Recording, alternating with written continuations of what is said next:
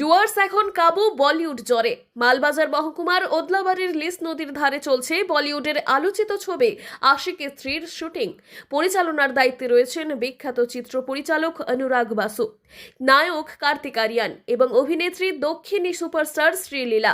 এদের দুজনকে এক ঝলক দেখার জন্য দূর দূরান্ত থেকে ছুটে আসছেন ভক্তরা। ডুয়ার্সের মতো অপূর্ব প্রাকৃতিক সৌন্দর্যের মাঝে বলিউডের এত বড় বাজেটের সিনেমার শুটিং, এমন দৃশ্য এই অঞ্চলের মানুষের কাছে বিরল। মেঘলি ভাই সবসময় দেখা করলাম, শুটিং দেখলাম, সেলফি নিলাম, বেশ ভালোই লাগলো। কার সাথে দেখা করছে? কার্তিক আরিয়ান আসলো, শ্রীলীলা ছিল। তবে শ্রীলীলার সঙ্গে দেখা করতে পারি, সেলফি নিতে পারলাম না, তবে কার্তিকের সঙ্গে সেলফি নিলাম।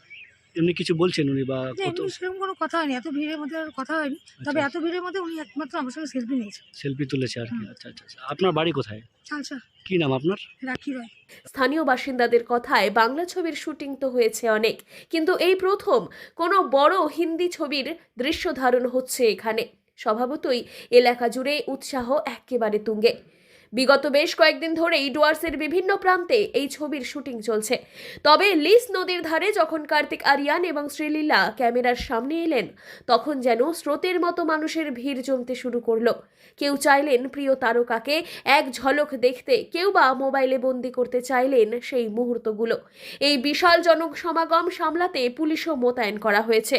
তবে এত কিছুর মধ্যেও মানুষের মধ্যে উচ্ছ্বাসের কমতি নেই।